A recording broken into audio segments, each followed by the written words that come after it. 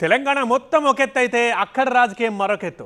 అక్కడ ఎవరు గెలుస్తారు అని చిన్న పిల్లాన్ని అడిగినా టక్కున సమాధానం వచ్చేస్తుంది. మాట మాత్రం తడుముకోకుండా విజేత ఎవరో ఇట్టే చెప్పేస్తారు. అలాంటి చోట అధికార పార్టీగా కాంగ్రెస్ ఎంత అలర్ట్గా ఉంటే అంత మంచిది. భవిష్యత్తులోనైనా కనీసం ఎప్పటికైనా అవకాశం దక్కే పరిస్థితి ఉంటుంది. ఇంతకీ ఆ స్థానం ఎక్కడ? సిద్దిపేటలో కాంగ్రెస్ కదా మారదా? టిఆర్ఎస్ కోటలో హస్త వ్యస్తమేనా? వర్గపోరుతో ప్రత్యర్థికి మరింత బలాన్నిస్తున్నారా? నేతల సంఖ్య పెరిగినా సఖ్యత కుదరలేదా? సిద్దిపేట అంటేనే బీఆర్ఎస్, బీఆర్ఎస్ అంటేనే సిద్దిపేట. అప్పట్లో కేసీఆర్, ఆ తర్వాత హరీష్ రావు. ఈ ఇలాఖాను రాజకీయంగా అలా మార్చేశారు. మరి ఇక్కడ మరో పార్టీకి విజయావకాశాలు కలేనన్నది జగమెరిగిన సత్యం. దీంతో ఇక్కడ వేరే పార్టీలు దాదాపుగా ఖాళీగా దర్శనమిస్తుంటాయి. అయితే అసెంబ్లీ ఎన్నికల్లో విజయం సాధించిన కాంగ్రెస్ పార్టీకి ఒక్కసారిగా ఇక్కడ వలసల తాకిడి బాగా పెరిగిందట. పార్టీకి నేతల సంఖ్య పెరిగింది కానీ వాళ్ళ మధ్య సఖ్యత కరువైందన్నది లోకల్ గా వినిపిస్తున్న మాట. ప్రత్యర్థి బలంగా ఉన్న చోట అధికార పార్టీగా బలం చూపించాల్సింది పోయి గ్రూప్ రాజకీయాలతో వర్గపోరుతో ఉన్న కాస్త క్యాడర్ని కూడా ఆగమాగం చేస్తున్నారట హస్తం నాయకులు. ఇష్యూ ఏదైనా సరే రోడ్డు మీదకు వచ్చేసి మరి బాహాబాహికి దిగుతున్నారు.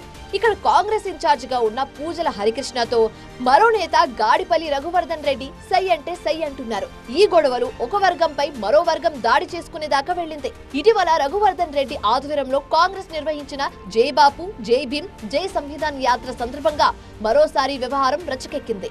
ఇన్ఛార్జ్ కు సమాచారం లేకుండా పార్టీ కార్యక్రమం ఎలా నిర్వహిస్తారంటూ పూనకం వచ్చినట్టు ఊగిపోయారు పూజల హరికృష్ణ అనుచరులు. రెండు వర్గాల మధ్య మాట పెరిగి పెరుగులాటకు దారితీసింది. సీసాలతో పరస్పరం దాడికి దిగడంతో పంచాయతీ పోలీస్ స్టేషన్ కు చేరింది. సిద్దిపేట కాంగ్రెస్ లో కనిపించే ఈ కుమ్ములాటల సీన్ కొత్తేమీ కాదు.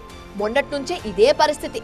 అందుకే పార్టీలో ఎదుగులేదు పొదుగులేదన్న అభిప్రాయం ఉంది. పోనీ అధికారంలోకి వచ్చాక అంత కలిసికట్టుగా పార్టీ బలోపేతం కోసం పనిచేస్తున్నారా అంటే అది లేదు. అందరినీ కలుపుకొని ముందుకు వెళ్లే బలమైన నాయకుడే లేకుంటే ఇక పార్టీ ఎలా మనుగడ సాగిస్తుందని ప్రశ్నిస్తుంది స్థానిక కాంగ్రెస్ క్యాడర్. కష్టపడి పనిచేసే హార్డ్ కోర్ కార్యకర్తలున్నా వారికి అండగా నిలబడే నాయకుడే లేకుండా పోయారట. పార్టీ ఏ కార్యక్రమానికి పిలుపునిచ్చినా ఎవరికి తోచినట్టు వారు నిర్వహిస్తూ ఉండటం పార్టీని గందరగోళంలోకి నెట్టేస్తోంది. ఎవరి వెనక నడవాలో తెలియక కార్యకర్తలు తలలు పట్టుకుంటున్న పరిస్థితి.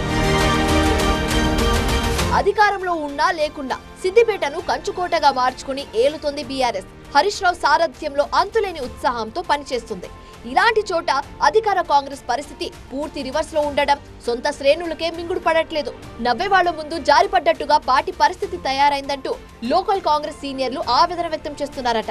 ఇక పార్టీ పెద్దలేమో సిద్దిపేటను కాంగ్రెస్ కు పెట్టని కోటలా చేస్తామంటూ పెద్ద డైలాగులు చెప్తున్నారే తప్ప ఆ దిశగా మాత్రం చర్యలు తీసుకోవడం లేదు. పరిస్థితి ఇలాగే కొనసాగితే ఒకప్పుడు సిద్దిపేటలో కాంగ్రెస్ ఉండేదన్నట్టుగా చెప్పుకోవాల్సి వస్తుందని సొంత పార్టీ నేతలే అభిప్రాయపడుతున్నారట.